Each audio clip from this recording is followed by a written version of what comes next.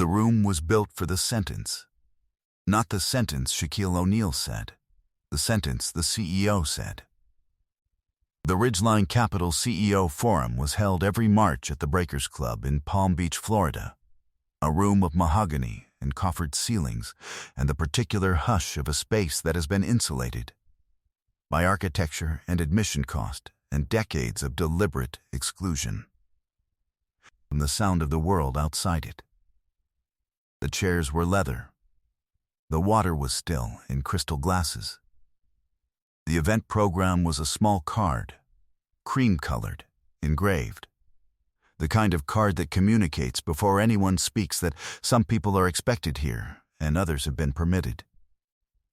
400 attendees.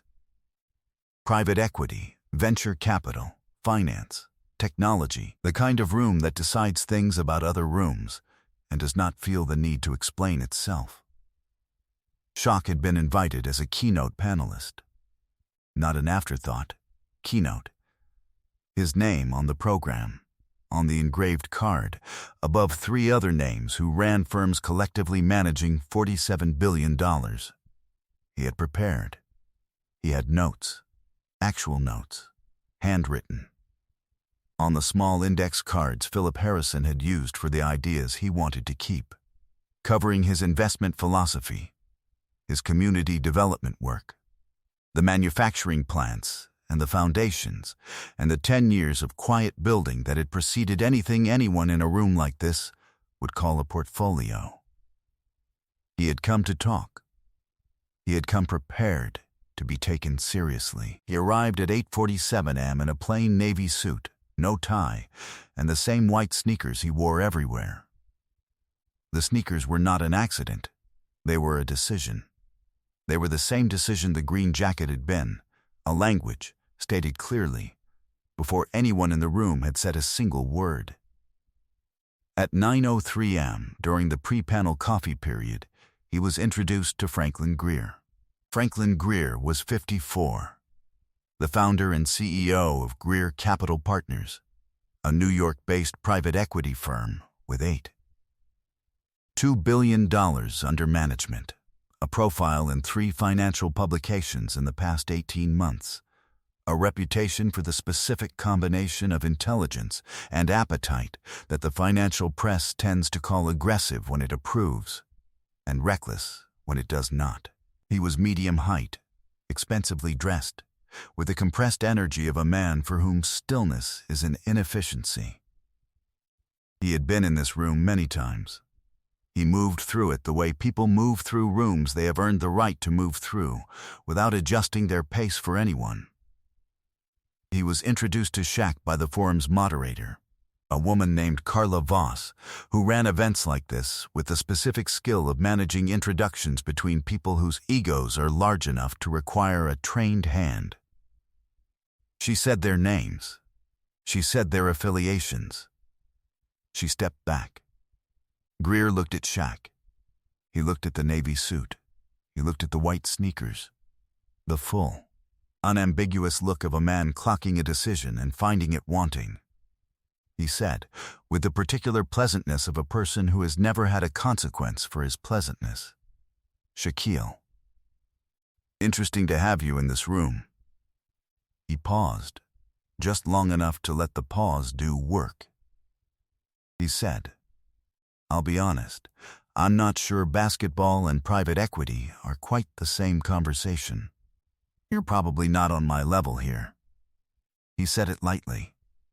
He said it the way people say things they believe so completely they have stopped noticing they are saying them.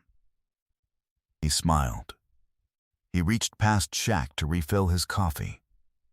Carla Voss looked at her clipboard. The 2 other people standing nearby looked at their shoes. Shaquille O'Neal looked at Franklin Greer. He waited for Greer to finish pouring his coffee. He waited for Greer to turn back. He waited until the full attention of the 4 people in that immediate vicinity was on whatever he was going to say next, because the full attention was the correct audience for the correct response. Then he said 2 words. "I know." Franklin Greer blinked. He waited. Nothing followed. Shaq picked up his own coffee. He turned to Carla Voss and said, "What time does the panel start?" She said 9:30. He said, "I'll be at the table." He walked toward the stage. Those two words, that specific nothing that followed, that turn away from Greer and toward the next useful thing, that was what went viral. Not the panel, not the keynote, not the 10 years of portfolio that followed every public appearance he made in a room like this. Those two words, witnessed by 4 people and reported outward from there, reached the internet 3 weeks later in a thread posted by one of the people who had been looking at their shoes, who had been holding the image of it. The stillness, the wait, the I know, the turn, for 3 weeks before they could find language for what they had watched. The thread had 47,000 retweets in the first 36 hours. But before you understand what I know actually meant, the full weight of those two words, the 20 years of construction behind them, the specific architecture that made them the exactly right answer to the exactly wrong sentence, there are 3 things already in place that March morning that you need to see. The first was a name on a whiteboard. Inside the Breakers Club's green room, where the panelists had gathered before the event, someone had written the 4 panelists' names in marker in the order they would be seated. From left to right, Morrison, Chen, O'Neill, Greer. The whiteboard had been there since 7 a.m.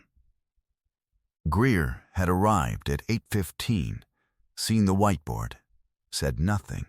He had rearranged his chair at the panel table so that it was slightly forward of the others, not dramatically, perhaps 2 inches, in the way that people who need to establish hierarchy do it with furniture when they cannot do it with seating order. The green room assistant had noticed. She had said nothing. She was 19 and 6 weeks into her first event's job.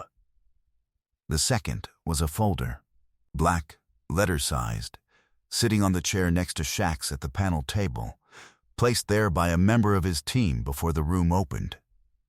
Inside the folder, 10 pages of financial disclosure documentation, portfolio summaries, property holdings, the manufacturing plant in Shreveport, the foundation balance sheets, the investment positions. Not for the panel. The panel had its own materials. The folder was there because, in every room like this, Shaq had learned to bring the receipts.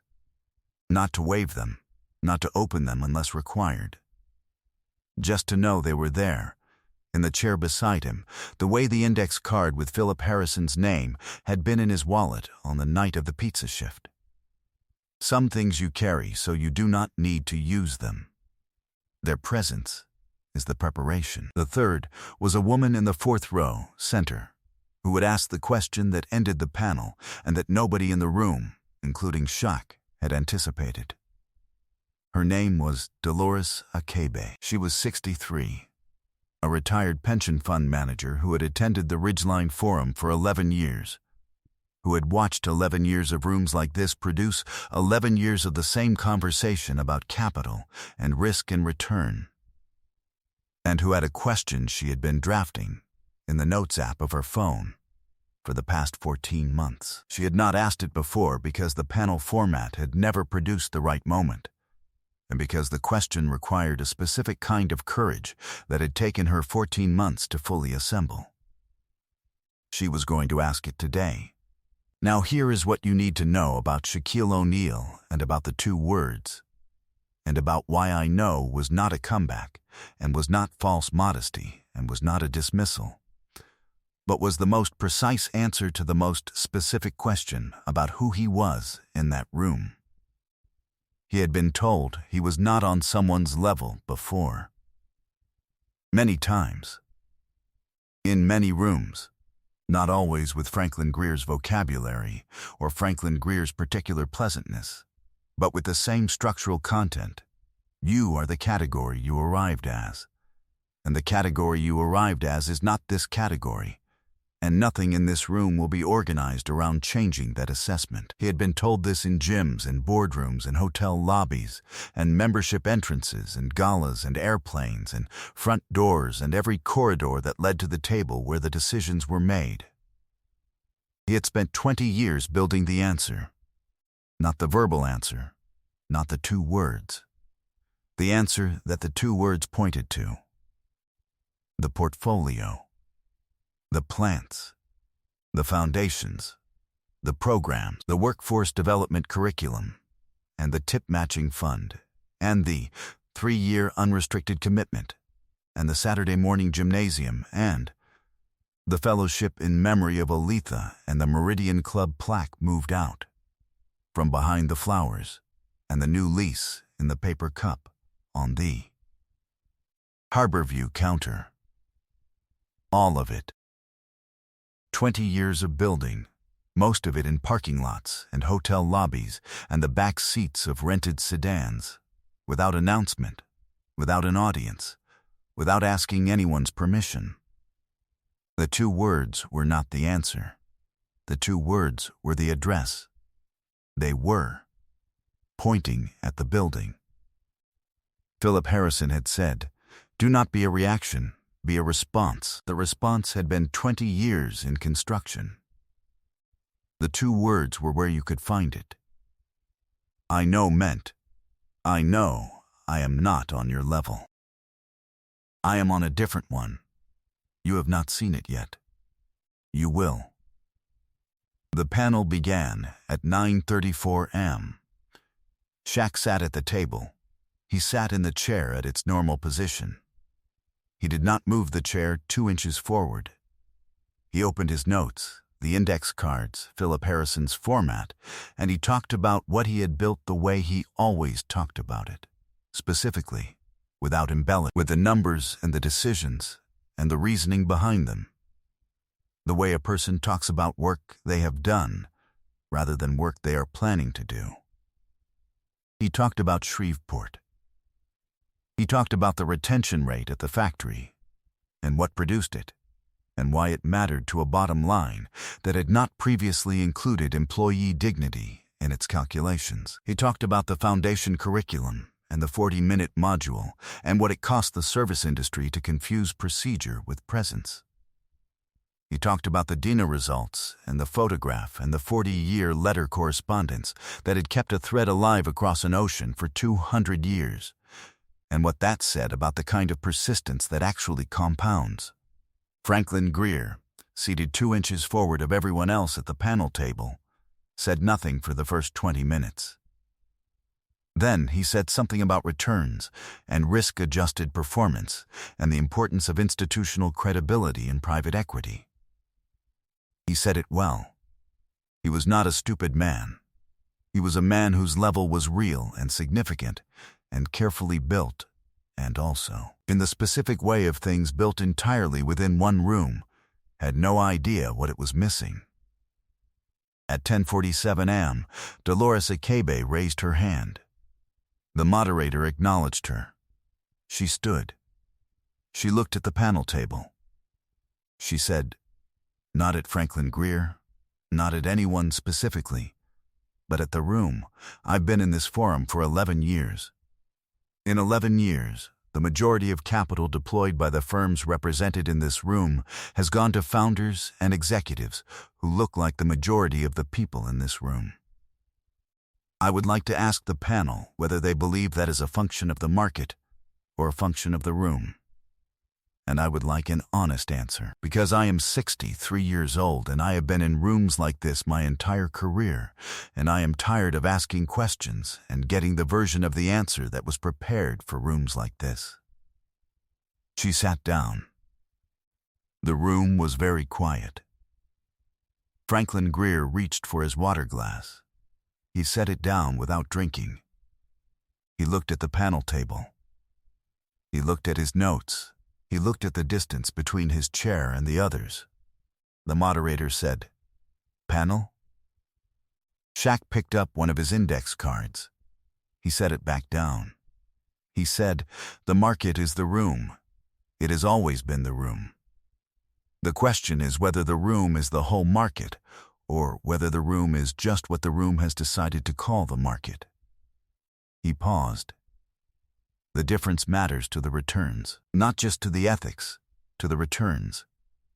The capital that didn't go to the founders this room didn't fund is somewhere. It produced something. It compounded somewhere that isn't in any of our models, because our models are sized to the room. He looked at Dolores Achebe. He said, 11 years is a long time to keep asking. Thank you for not stopping.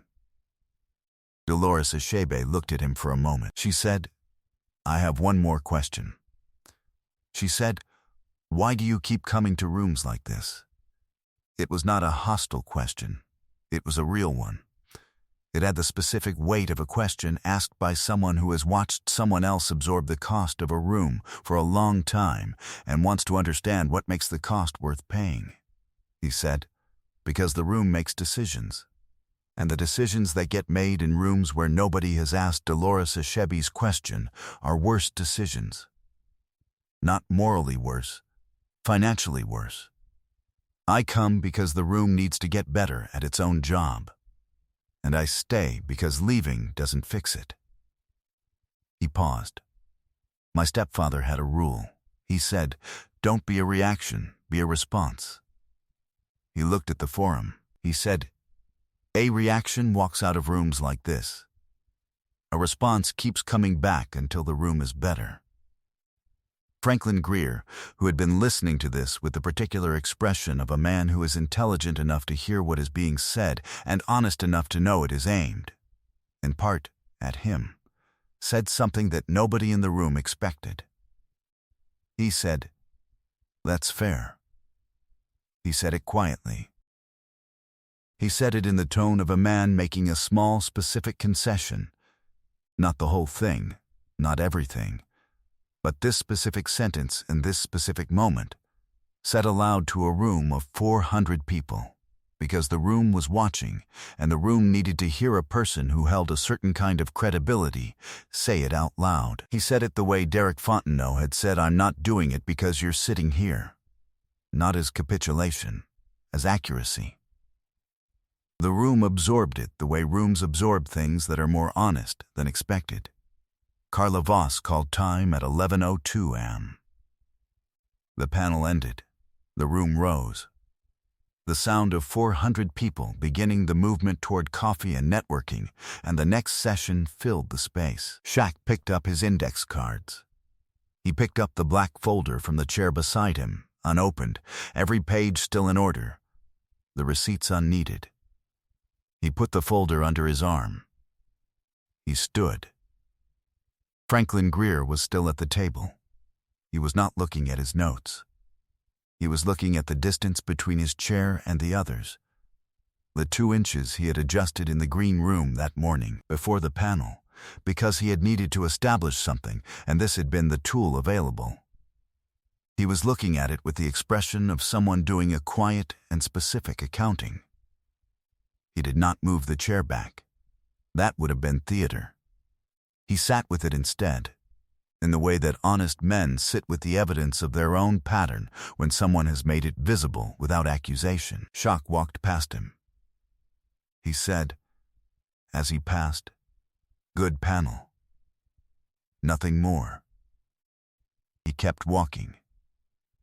Greer said, to the air in front of him, yeah. In the thread that circulated 3 weeks later, the one with 47,000 retweets, the person who had been looking at their shoes during the pre-panel coffee wrote, I watched a man respond to the worst sentence in a room full of the worst sentences by saying 2 words and picking up his coffee and walking toward the next useful thing.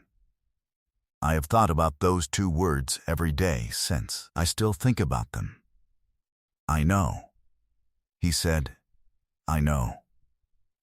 And everything after that was what he meant by it. He had meant all of it. The Shreveport plant, and the Vine City storefront, and the drawing in the front pocket, and the masking tape in the wallet, and the Green Jacket Inn, November and the ballet flat on the recreation center steps, and the box from the church storage room, with the dried rubber band and Elijah's, 4 blocks and Doretha's 30 seconds, and the corridor with the warped clipboard and the 67 enoughs and the 40-year letters across. The ocean and the photographs soft at the creases, and every room he had walked into since Newark. In the specific inheritance of a woman who said nobody owes you a soft landing, and a man who wrote, "Do not be a reaction on masking tape," and meant it so. Completely it became weather. He had meant, "I know I am not on your level." He had meant, "Come see mine." Drop a comment and tell us where you are watching from, and has anyone ever told you that you were not on their level, in any room, in any way? We read every word. If this story reached something in you, let the like button carry it, not for the algorithm. Because Dolores Achebe kept asking the question for 11 years, and she deserves to know how far her 11 years traveled. Subscribe to this community if you haven't yet. Every person here makes the next story possible. The next one is already waiting. We will see you there.